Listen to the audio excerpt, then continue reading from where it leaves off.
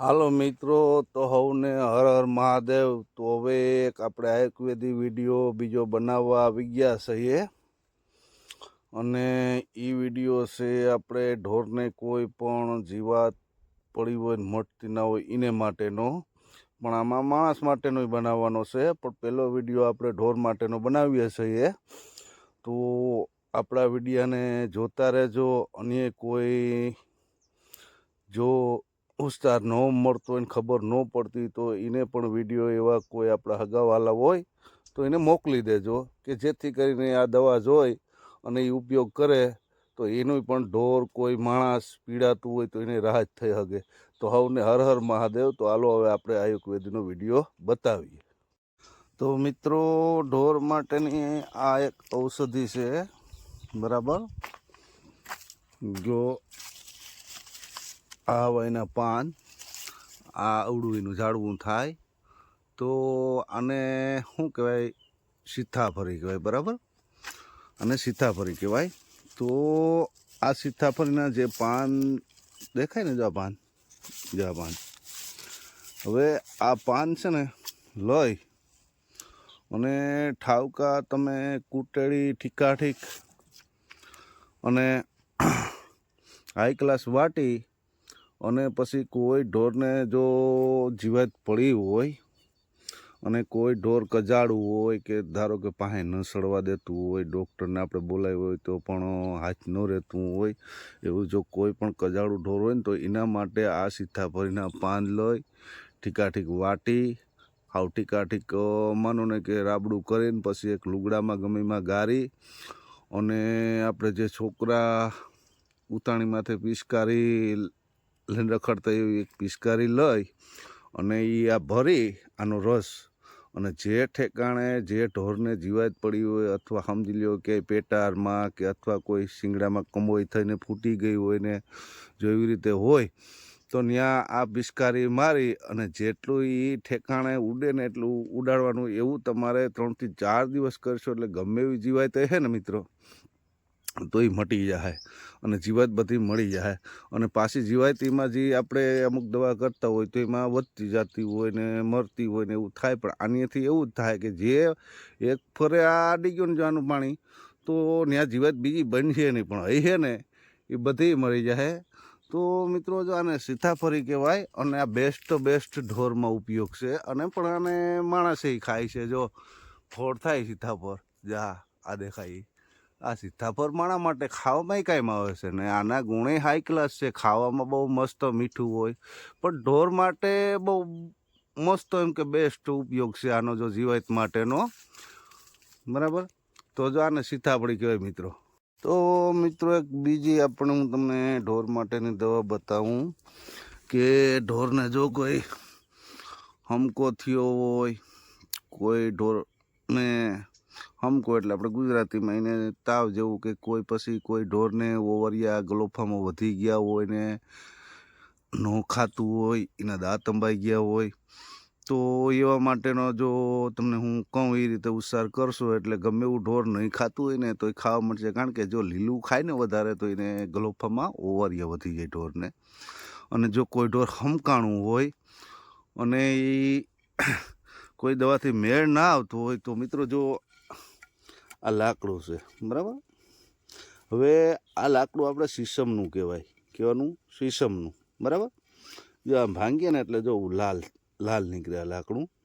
હવે આ લાકડું તમારે ક્યાં જવાનું કે જે જૂનો ઉતાર હોય અને લાકડું વરસતું હોય ને એની પાસે જવાનું।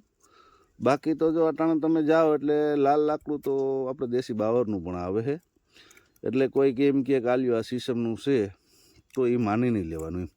કોઈ જૂનવાણી જો ઉતાર હોય ને તો એ લાકડું વરસતું હોય, પછી અથવા તો કોઈને જૂનવાણી બારી બાયણા પડ્યા હોય વહેલા વખતના તો એ લગભગ શીશમના જ હોય એમ।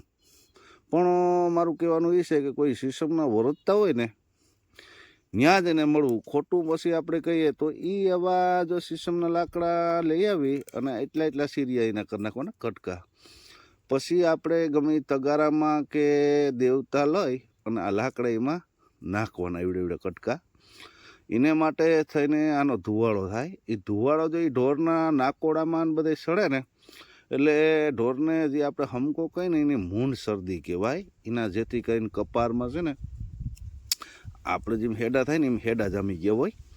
તો જે આ સીસમનો જે લાકડોનો ધુવાળો એના નાકોડાને મલીપા જાય ને એટલે જેથી કરીને મૂંઢ શરદી હોય ને મૂંઢ શરદી એ ઢોરને ઓટોમેટિક લારું પડવા માંડે, નાકમાંથી હેડા નીકળવા માંડે. એટલે શું છે કે મૂંઢ શરદી હટી જાય ને એટલે ઢોર પાછું રિપેર થાય અને ધીરું મંડે ખાવા. અને આના ધુવાળાથી બીજો પણ એક થાય કે ઢોર જે અંદર એના મોઢામાં જે સુવાસ લઈને જાય ને તો એના ઢોરના દાંત અંબાઈ ગયા હોય.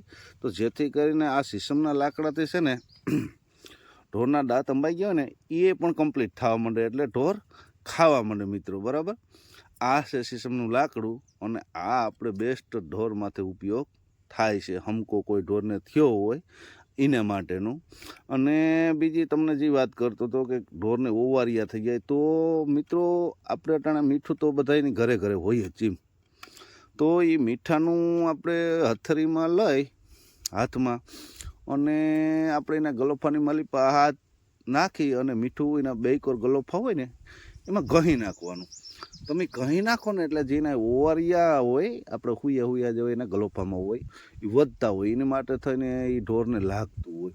તો એ તમે મીઠું ઘહી નાખો ને તો એ ઓવરિયા છે ને ઘહાઈ જાય ટૂંકમાં અને મીઠાથી પાછા ઘડીકમાં વધે નહીં. એટલા માટે એ ઢોર પાછું ખાવ વર્ગી જાય એમ. આ ઢોરની દેહી ઉસાર દવા બેસ્ટમાં બેસ્ટ છે મિત્રો. હાલો મિત્રો, તો રખડતા એક આપણે માણસ માટેનું એક બેસ્ટમાં બેસ્ટ ઔષધિ જોઈ તો આપણને એમ થયું કે હાલો આપણે એ પણ બતાવી દઈએ. હવે મિત્રો જ આને બેઠી પીલુડી કહેવાય, બેઠી પીલુડી. બરાબર, હવે આ બેઠી પીલુડી છે ને આ તો જો આ તમને લંઘાઈ દેખાય ને તો અહીંયા હુકલમાં છે. હવે આને કંઈ પાણી જળતું નથી એટલા માટે આ લંઘાઈ ગયેલ છે એવી. બરાબર, પણ આ તો હું તમને બતાડી દઉં. હવે આનું જો આવા ફળ થાય, જો આ બેઠી પીલુડી હોય ને એમાં જો આવા ફળ થાય મિત્રો, દેખાય કે નહીં? બરાબર, જો આવા ફળ થાય, જો આવા આ બેઠી પીલુડીના ઈંધાણ કે ભાઈ આવા ફળ બિલ. હવે આ બેસ્ટ ઉસ્તારમાં માણસને એવી કામ આવે કે ગમે એ માણસને વૃદ્ધ અવસ્થાના માણસ હોય એને હોજા સડી ગયા હોય, હાથમાં છે, પગમાં છે કે જ્યાં પણ જો કોઈ પણ વૃદ્ધ અવસ્થાના માણસ હોજા સડતા હોય તો એ માણસ માટે આવી પીલુડી ગોતવાની એક. પછી આને ઠાવકી આ ડાળખા પાંદડા બધું લઈ અને ઠાવકી આને છે ને વાટી નાખવાની. વાટી અને થોડું જરા પાણી નાખીને એટલે આનું હાવ રાબડા જેવું કરી નાખવાનું. પછી એ રાબડા જેવું જે વધે ને થાય ને એને જે ઠેકાણા પણ હોજા સડ્યા હોય ને હાથમાં, પગમાં, કાંડામાં ત્યાં ભૂંસી દેવાની આને. બરાબર, તમે ત્યાં એ હોજા ઉપર આ જે મલમ મારશો ને એટલે ઓટોમેટિક આ હોજા ઉતરતા જાહે. બરાબર, ઓટોમેટિક હોજા ઉતરતા જાય. એવું તમે અઠવાડિયું 10 દી કરશો ને એટલે એને હોજા હાવ બંધ થઈ જાય.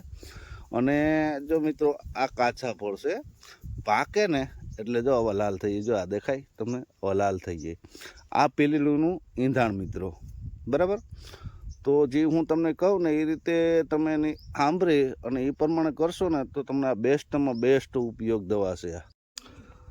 તો મિત્રો રખડતા એક પાસે આપણને ઔષધિ જડી છે તો એને માટે જરાક તમને હું માહિતી આપી દઉં. તો મિત્રો આને અણી કહેવાય, અણી. બરાબર, જો હવે એના આવા ફૂલ હોય, જો આવા ફૂલ હોય, જો એના ફૂલ. બરાબર, હવે આ હું સારમાં આવે હું તમને કહું, આ એના પાન છે. જો આ એના પાન કહેવાય. હવે માણસને કોઈ પણને આંખમાં ગરમી હોય અને ઓનલાઈન ગમે ત્યારે ઊભા હોય કે બેઠા હોય કે જે કરતા હોય એના આંખોમાં વારંવાર શેપડા આવતા હોય, આંખોમાં જે સફેદ કલરના આપણે સાઈડમાં શેપડા આવે ને એ. તો મિત્રો આના પાન લેવાના, આ એણીના પાન લેવાના. બરાબર, જે એણીના પાન લઈ અને સાંજે હુવાટાણા છે ને જે એના ઉથમાં છે ને આંખો માથે રાખી દેવાના. બરાબર, ઉથમાં આંખો માથે રાખી અને માથે ગમે એ રૂમાલીઓ કે ટુવાલીઓ જે હોય એ ઢાંકી દેવાનું બે આંખો માથે. એવું આપણે 15-20 મિનિટ જ્યારે આપણને ટાઈમ મળે દિવસમાં, બપોરે છે, સાંજે છે કે ગમે વટાણે એમ 15-20 મિનિટ જો આ પાંદડા તમે આખું માથે રાખી અને પછી માથે ગમે આખું માથે ટુવાલીઓ કે રૂમાલીઓ જે રાખવાના અને આ પાંદડા ઉથમાં રાખી દેવાના આખુંમાં. એટલે તમે પછી આખું અંદર ખોલતા હોય ને આન તેન બધું જોતા હોય ને તો એથી કરીને જે આખુંની ગરમી છે ને એ પાંદા આ બધી ખેંચી લે બધી. આવું તમે અઠવાડિયું 10 દી જો છાડ રાખો ને આવા પાનની તો તમને ગમે એવા આંખોમાં શેપડા વર્તા છે ને બધી ગરમી નીકળી જાય મિત્રો. આ આંખો માટે મેં બેસ્ટ દવા છે. તો આને કહેવાય અળણી, બરાબર. આવા પાંદ હોય પછી જો હું તમને ફૂલ બતાવું, આવા એના ફૂલ થાય, જો ખુલે તો સફેદ થાય. તો મિત્રો આ ઔષધિ બેસ્ટમાં બેસ્ટ છે એમ આંખો માટે. આંખોની ગરમી ગમે એવી હોય ને તો કાઢી નાખે.